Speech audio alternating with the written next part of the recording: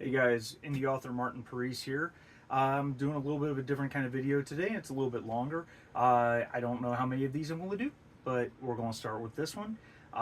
It is time we had a talk and some honest talk and told some truth about uh, a tremendous author by the name of H.P. Lovecraft. You can see I'm holding here a special leather-bound edition of his complete fiction, everything he ever wrote.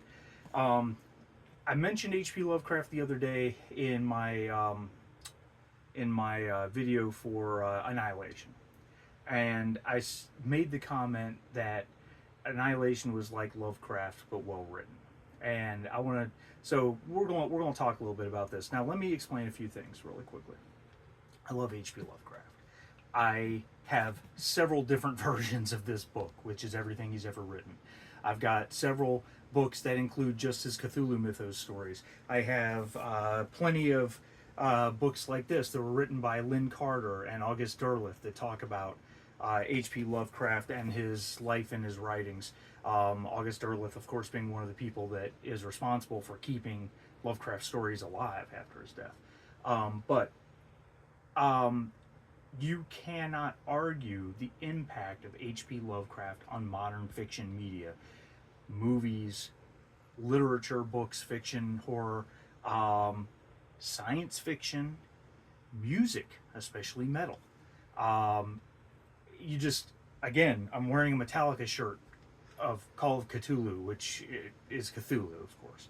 Um, Filmmakers like Ridley Scott and Alien, Guillermo del Toro, especially, John Carpenter, almost everything he's done, um, and then artists. And for example, this most recent series of books that's illustrated by, and I'm going to mispronounce this, I'm sorry, Francois Beringer, which there's several of these of the different stories, and they're beautifully illustrated. Um, but we have to talk honestly about a little bit about Lovecraft. Now, first off, here's the one that we all know, everybody knows, and if they don't know, I'm surprised. We all know H.P. Lovecraft was a racist. Okay, um, and let's explain that he wasn't just a racist from the standpoint of everyone in the 1920s was a racist. He was particularly bad even for the time period. Okay, he wrote some columns and some opinion pieces that were extremely horrific. And the language in a lot of his stories also reflects that. Now, the reason for it is why. The reason why is what's important, and it was deep-seated self-hate. It's interesting because the man who extolled the virtues of Adolf Hitler and his Aryan beliefs also had a Jewish wife and Jewish family. Um, he lived in the Northeast in New York and New England at a time when America was truly becoming a melting pot, and he was looking outside his window, seeing all these people that he didn't understand that terrified him. And he fell into a lot of the usual beliefs where that's concerned. I can't get good jobs because of them. I can't get seen because of them. I can't be successful because of them. None of which we know is true. We're anyway. So we're not going to dwell on that too much. Here's the one that I really want to hammer home, and this is going to sting. This is going to hurt a lot of people. H.P. Lovecraft was not a good writer. Okay, now let that sink in for a minute, and everyone's first reaction is going to be to burn me at the stake of cosmic horror. Um, H.P. Lovecraft did not invent cosmic horror. He didn't. People came before him. And even Poe, for example, dabbled in the cosmic horror.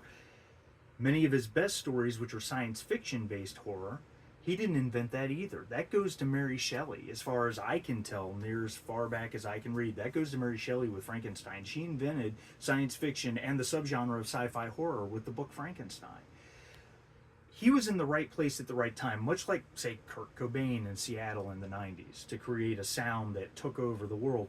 He was in the right place at the right time, got discovered by the right person at the right place in Weird Tales, and his stories really got out there. But for every great story, for every Call of Cthulhu, Dunwich Horror, The Color Out of Space, At the Mountains of Madness, which is really interesting if you think about it. Several of his best stories are science fiction stories. There's myriad other stories, 4 or 5 for every great story. There's 4 or 5 that are just throwaway. They're just not that great. Their pacing is off. He almost never shows you what happens. It's almost all telling. It's all exposition. It's someone telling a story, which is just exposition covered as dialogue.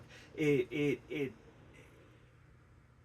but that's the beauty of art, that someone can have that moment of genius and produce something that's really incredible, that lasts forever and influences decades and decades and decades and generations worth of artists, authors, musicians, you name it. And that's what Lovecraft really brought to the world. Okay, he wasn't a great writer. He was arguably not a good person. He was terrified of the world. Um, but he had a few moments of genius that really produced something special. And you cannot be a lover of horror or even science fiction to some extent. You can't convince me that 2001, 2010 Space Odyssey, the movies, the books less so, but the movies especially, don't have Lovecraftian elements in terms of the way they're told and that existential dread that drives those stories. Um, that's what Lovecraft brought to the world. We have to keep talking about him. We have to recognize him. We have to understand what he did for these genres. But we also have to understand that he was far from flawless, and that's it. I really appreciate your time. I don't know how many more of these types of videos I'm going to do, but I think they're kind of interesting. Maybe, I don't know. You tell me, and we'll see you guys on the next one.